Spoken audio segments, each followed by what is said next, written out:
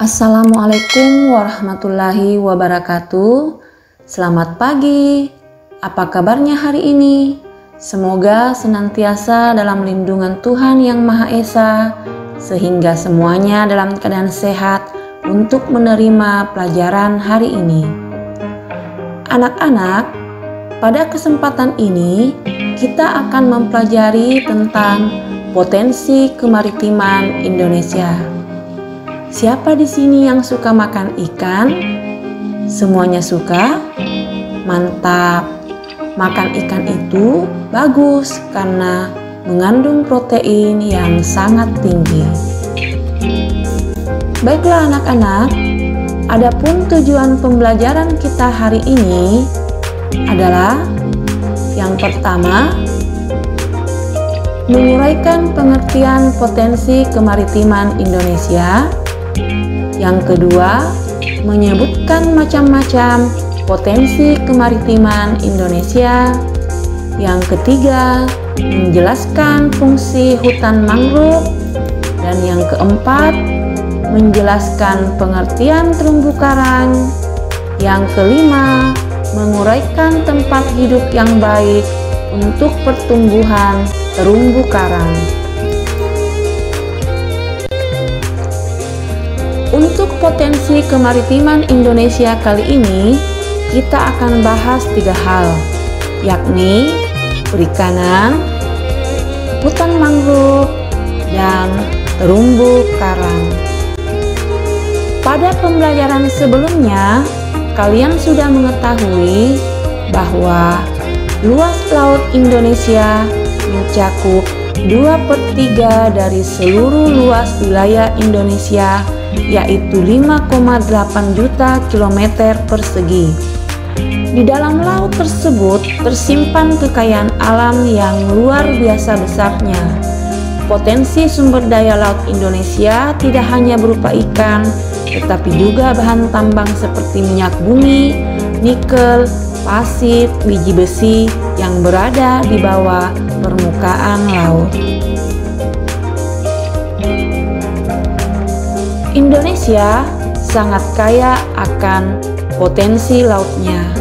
Di dalamnya terdapat sekitar 28.000 flora, 350 fauna, dan 110.000 spesies mikroba.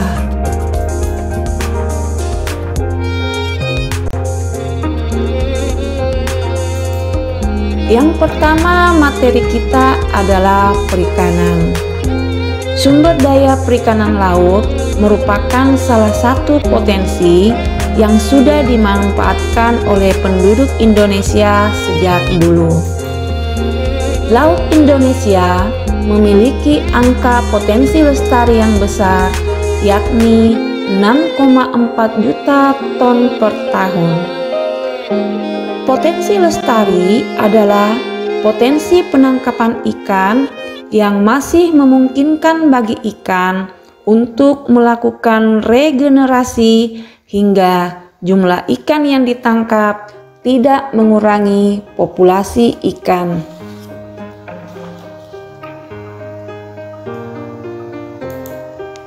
Berdasarkan aturan internasional, jumlah tangkapan yang diperbolehkan adalah 80% dari potensi lestari tersebut atau sekitar 5,12 juta ton per tahun. Namun pada kenyataannya, jumlah hasil tangkapan ikan di Indonesia belum mencapai angka tersebut. Coba kalian perhatikan peta sebaran ikan di Indonesia berikut ini. Jika dibandingkan sebaran potensi ikannya, terlihat ada perbedaan antara wilayah Indonesia bagian barat dengan wilayah Indonesia bagian timur. Pada wilayah Indonesia bagian barat, luas kedalaman lautnya mencapai 75 meter saja, sehingga hasil tangkapan ikan hanya ikan pelagis kecil. Sementara di wilayah Indonesia bagian timur memiliki kedalaman laut mencapai 4.000 meter sehingga hasil tangkapan ikannya berupa ikan pelagis besar. Selain ikan yang tersedia di lautan, penduduk Indonesia juga banyak yang melakukan budidaya ikan, terutama di daerah pesisir. Budidaya ikan tersebut dilakukan dengan menggunakan tambak. Jenis ikan yang dikembangbiakkan biasanya adalah ikan bandeng dan udang. Dari penjelasan tadi dapat kita simpulkan bahwa hasil perikanan di Indonesia mencakup dua hal, yakni budidaya atau tambak dan kegiatan ekstraktif atau nelayan. Budidaya atau tambak artinya proses mengembangbiakkan ikan dengan menggunakan tambak. Sedangkan kegiatan ekstraktif adalah kegiatan nelayan yang langsung mengambil hasil ikan di laut. Budidaya tambak ini seperti bandeng, udang. Sementara kegiatan ekstraktif atau nelayan menghasilkan ikan pelagis kecil, ikan pelagis besar, dan demersal.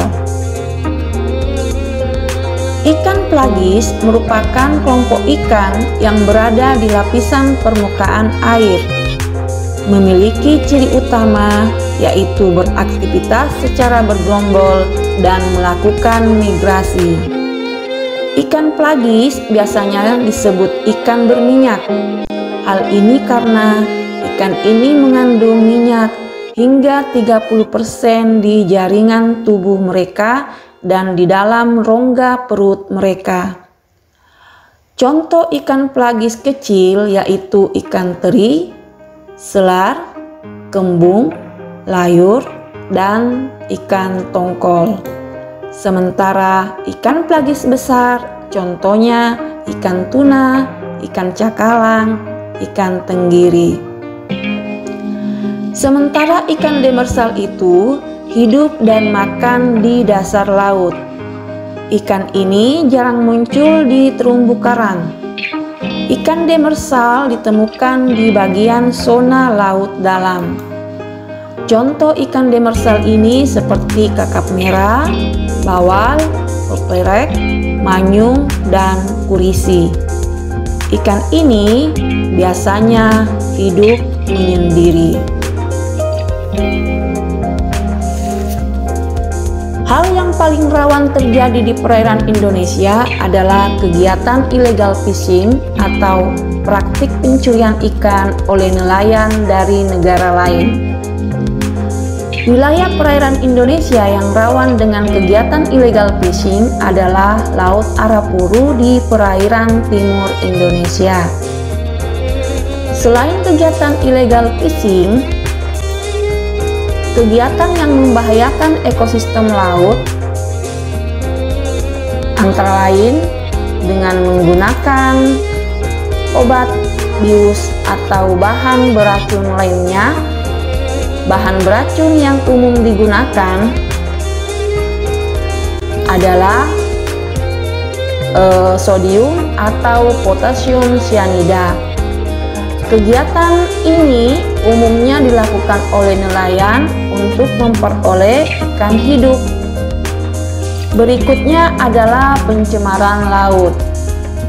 Peristiwa pencemaran laut yang kerap terjadi di Indonesia itu biasanya akibat tumpahan minyak, tabrakan kapal dengan terumbu karang, dan pembuangan air limbah yang mencemari laut, dan masih banyak lagi. Tentu saja, pencemaran tersebut akan memberikan kerugian besar pada ekosistem pesisir dan laut. Yang ketiga adalah penggunaan bahan peledak. Cara penangkapan ikan semacam ini sebenarnya sangat membahayakan.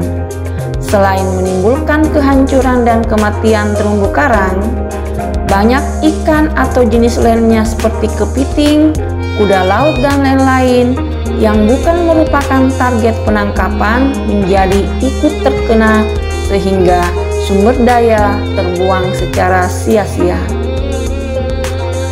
Selanjutnya adalah pengambilan terumbu karang secara berlebihan. Padahal kita tahu bahwa terumbu karang merupakan tempat hidup ikan. Jika habitatnya diambil, kemana lagi ikan itu akan tinggal?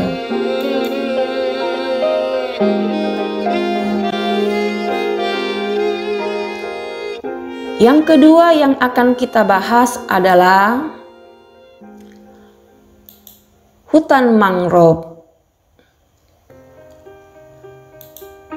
Hutan mangrove atau hutan bakau adalah tipe hutan yang berada di daerah pasang surut air laut. Saat air pasang, hutan mangrove digenangi oleh air laut, sedangkan pada saat air surut, hutan mangrove bebas dari genangan air laut. Umumnya, hutan mangrove berkembang dengan baik pada pantai yang terlindung, muara sungai, atau laguna. Coba perhatikan peta sebaran hutan mangrove di Indonesia berikut ini. Hutan mangrove tersebar di pesisir sebelah barat Pulau Sumatera, di pantai utara Pulau Jawa, pesisir Pulau Kalimantan, pesisir Pulau Sulawesi, pesisir sebelah selatan Papua, dan beberapa pulau kecil lainnya.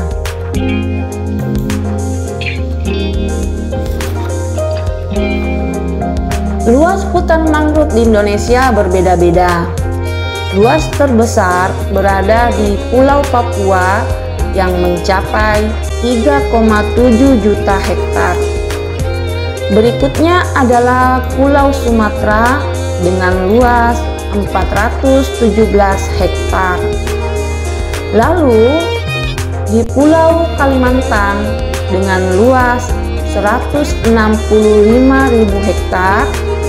Lalu di Pulau Sulawesi dengan luas 53.000 hektar. Di Pulau Jawa luasnya mencapai 34,4.000 hektar, dan di Pulau Bali dan Nusa Tenggara hanya sekitar 3,7 hektar. Lalu, apa fungsi hutan mangrove? Hutan mangrove mempunyai dua fungsi, yakni sebagai fungsi ekologis dan fungsi ekonomis. Fungsi ekologis antara lain sebagai tempat hidup atau habitat binatang laut untuk berlindung, mencari makan, dan berkembang biak. Adapun ekologis lainnya adalah melindungi pantai dari abrasi air laut. Sedangkan fungsi ekonomis dari hutan mangrove adalah sebagai bahan bakar atau sebagai bahan kayu bakar dan pembuat arang, juga sebagai bahan pembuat kertas.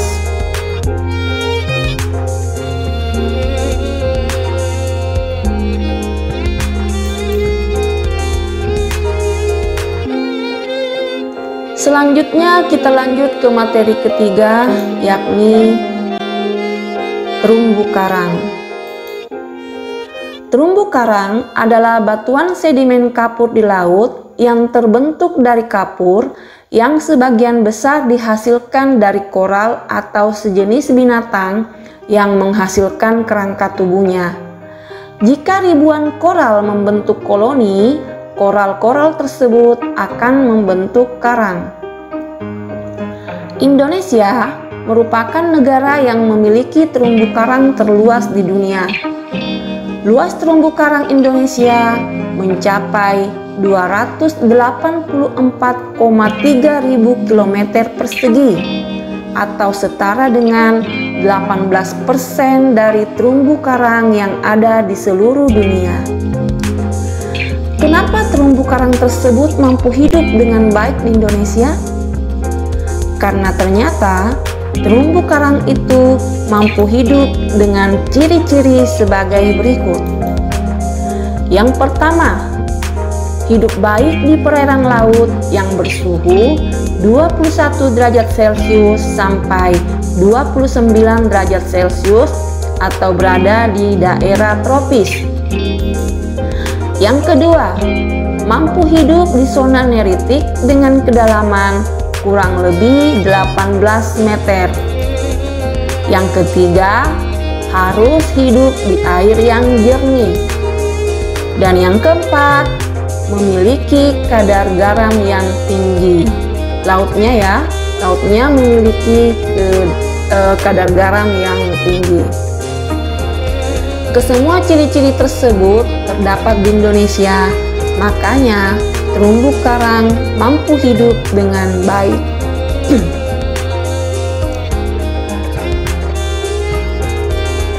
Mengapa terumbu karang wajib dilindungi dari kerusakan? Sebab terumbu karang mempunyai banyak fungsi.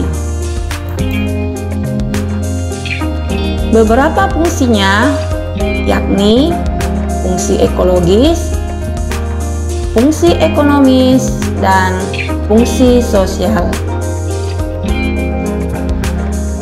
Fungsi ekologis dari terumbu karang antara lain sebagai penunjang ekosistem laut atau tempat hidup ikan, sumber keanekaragaman hayati, melindungi pantai dari abrasi, serta mampu mengurangi pemanasan global. Sementara fungsi ekonomisnya antara lain sebagai sumber makanan untuk teripang, rumput laut, kepiting, udang, dan ikan. Terumbu karang juga menjadi bahan dasar obat dan kosmetik, serta menjadi objek wisata laut atau bahari. Sementara fungsi sosialnya digunakan untuk kegiatan penelitian dan pendidikan. Demikian materi potensi kemaritiman Indonesia hari ini. Sampai jumpa pada video pembelajaran selanjutnya. Semoga bermanfaat dan ingat, tetap ceria, tetap semangat, dan sukses selalu. Assalamualaikum warahmatullahi wabarakatuh.